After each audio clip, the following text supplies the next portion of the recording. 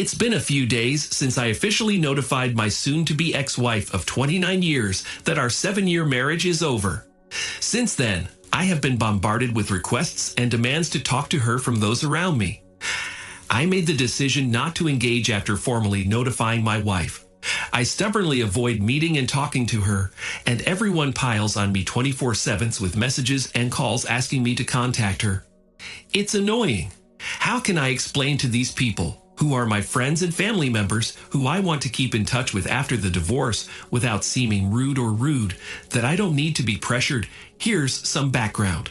We began dating when we were both 21 years old and decided to get married when she became pregnant with our son.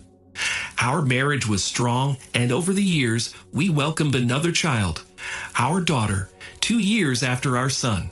Throughout our marriage, we enjoyed a wonderful intimacy, open communication, and maintained healthy financial stability. We were homeowners, proud parents of beautiful children, and we had a cat. Our lives seemed harmonious, and I thought we were happy. However, everything changed about 3 months ago when my wife, whom we'll call Evelyn, came home from work seething with excitement about her new manager. She was telling a new colleague, whom we will call Greg. Immediately, I felt uneasy, as if something was amiss. However, I did not let on and asked about Greg, his marital status, whether he had children, where he lived, etc. She informed me that Greg is married and has 3 children. At this point, I began to suspect that her infatuation with him might be a crush. I've dealt with such infatuations before, and they usually pass with time.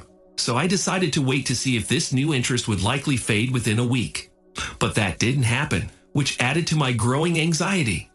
In the end, I decided that I needed to see if there was something more to it.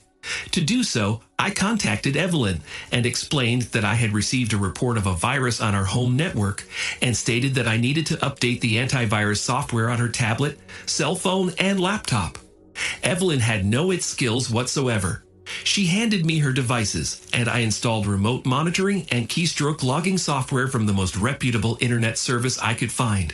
It turned out to be the best $22 a month subscription I had ever invested in. A few days later, I observed the first exchange of text messages between them. Initially, the conversations were relatively innocuous, primarily revolving around work-related matters. However, over the course of the next few weeks, the frequency of their communication increased, and the content gradually grew more personal. I initiated a subtle confrontation with my wife. One evening when she came home from work, I gave her a penetrating stare. She asked, "What's the matter? You seem to have done something bad, and you're trying to hide it." "No, you didn't." "What are you saying? Are you hiding something from me? Is there something you need to share?" "No, I just had a hard day at work," and so on. Over the next few days, their messaging activity decreased, but they soon resumed their intense communication. Their messages began to take on a flirtatious tone. I attempted another gentle confrontation with her, and once more she looked me in the eye and lied to my face. Around the 3-month mark, I realized that I needed to prepare for the worst. I recognized the need to emotionally prepare myself for what lay ahead. As time went on, their communication continued, gradually growing into a full-blown emotional affair that became more intimate with each passing day. I confronted my wife on multiple occasions, although I refrained from presenting any concrete evidence. She consistently denied any wrongdoing, and I chose not to pressure her into ceasing her actions. After all, she was an adult capable of making her own decisions. Despite my persistent inquiries, she continued to lie to my face again and again. There seemed to be a huge gulf between us, and our intimacy came to naught. At the same time, I noticed that I was becoming emotionally distant from my marriage, and this mirrored their communication.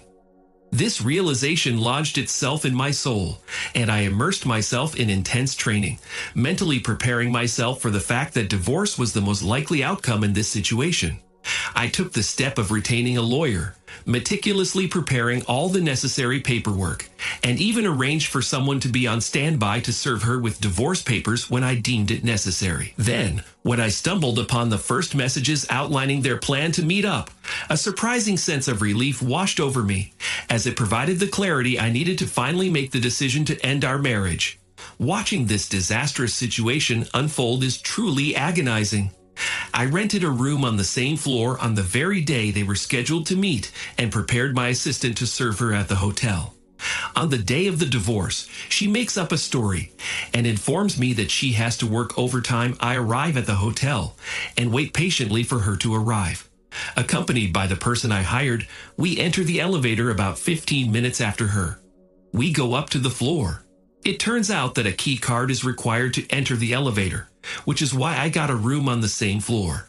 As we approach the door, I can hear faint sounds of activity inside, indicating they're already engaged in something. I discreetly position myself around the corner while my assistant loudly knocks on the door. Greg, what is it? Serving guy. I have an urgent delivery for Evelyn. Evelyn, what is it? Serving guy. Mom, I've just been informed that it's of utmost urgency. It must be delivered to you immediately. After a couple minutes, the wife finally opens the door in her robe. Service guy. Evelyn? Wife. Yes. She accepts the envelope and I go out to sign the necessary form. As my wife looks at me, her complexion visibly pales. I sign the necessary paperwork, then walk over to her. She freezes in place with a perplexed expression on her face, as if trying to comprehend what she is seeing. I had been preparing for this moment. Looking into the room, I called out to him. Me, hey Greg, come on out. I know perfectly well you're in there. He cautiously peeks around the corner, his fear obvious. I continue. Me, did you like my wife, Greg? Or are you turned on by your own spouse's deception? Greg? Is that cheating? Is it cheating? What drives you? Greg is silent, unable to answer anything. Shifting my attention to my wife, I speak in a sarcastic tone. You didn't believe you were the only woman this guy had, did you? But honestly, I just made that up to ruin their relationship. Then I say to Evelyn, my now ex-wife, listen, Evelyn, you're officially single now. You're single now and you can do whatever you want, and now you can go back to your room. With those words, I walk away. Tears came to my eyes, but I didn't let them see my weakness. Instead, I hurried down the stairs, deciding not to wait for the elevator. As I descended the stairs, my wife's piercing scream echoed down the hallway, unlike anything I'd ever heard from her before. That scream strangely brought me some comfort. Over the past few days, I spent hours in my car, letting the tears flow freely. Now I've mostly come to terms with it all. In fact, I'm relieved it's finally over, and I can move forward. It's a sense of liberation, really. I've informed the kids that they'll be staying with my parents for the time being. I've even begun to engage in some light flirting with a colleague at work, and I've ventured onto Tinder. I'm having conversations with a few women, and it's providing a much-needed boost to my self-esteem. I'm not actively seeking anything physical or serious. It's more about enjoying the moment. I doubt I'll ever trust someone enough to enter into a long-term relationship again. So I haven't communicated with my wife since she flooded me with messages, all of which I've chosen to ignore. But everyone is trying to get me to talk to her. Also, I'm contemplating whether or not I should inform Greg's wife of everything. If I were in her shoes, I would want to know the truth, and I doubt Greg would suddenly find the courage to come clean. So I've made the decision to put his wife on notice. I have already contacted her and given her the basic details. She was skeptical at first, so we agreed to meet at a nearby cafe within the hour. I've started asking those who contact me to ask her why I'm not contacting her, and that seems to have reduced the number of calls significantly. First update. All that was left was a handful of persistent people trying to pressure me. Interestingly, the most effective approach was to ask her directly why we were not communicating. The pressure from others to get in touch only adds to my stress. Let me make some clarifications. To many, it seemed like I was in complete control and flawlessly managing the situation throughout the day. However, with the exception of those 5 minutes in the hotel when I confronted her, I was in complete frustration. It took me a month and a half of mental preparation to muster the courage necessary for that brief 5-minute confrontation. I hoped she would turn around at the door and come back, even though she had plenty of opportunities to stop, but she didn't. I guess I held on to that hope until the last moment, believing that she might change her mind. I was willing to discuss reconciliation right up to the point where the situation escalated to physical contact. I had to gather all my strength to hold back my tears while I was in the hotel. To be honest, the tears started flowing even before I reached the end of the corridor. I want to clarify that my actions were not motivated by a desire for revenge. On the contrary, I took this step to free myself from the situation and regain my self-esteem. Being deceived is an incredibly humiliating, degrading, and emasculating experience. The fact that I asked Greg a question and surprised my wife was dictated by my own needs. It was my way of regaining control of my life, though I realized that my strength may not be enough to maintain it. I have decided to show her no more kindness or consideration towards her. In the meantime, I will devote my efforts to myself and my life. Yesterday, I had a meeting with Greg's wife. We had a long conversation at the cafe where we originally met.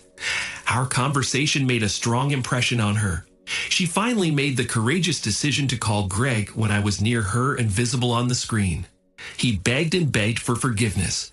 She could not contain her emotions and cut off the conversation with him. In the end, she decided to stay the night at my new apartment, taking advantage of the spare room. It was too hard for her to go home and confront him. Throughout the night, we had a heartwarming conversation that allowed me to share my emotions with someone who truly understood what betrayal was. Last night, I heard her sobbing, and it was truly heartbreaking. I had the urge to comfort her and hug her, but I was afraid she would be embarrassed or it would create an awkward situation. Today, I would ask her if there was anything I could do to help her during this difficult time. I assured her that she could stay with me as long as she needed. The existence of the apartment remains a mystery known only to me. Although it is modest and sparsely furnished, it has enough food and all the necessary amenities. She's cleaning herself up for her meeting with Greg. He keeps bombarding her phone with messages and apologies. When I left for work this morning, she had not yet responded to any of Greg's messages. Second update.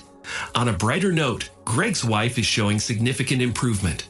We now share hugs when we console each other, and there's no romantic attraction between us whatsoever.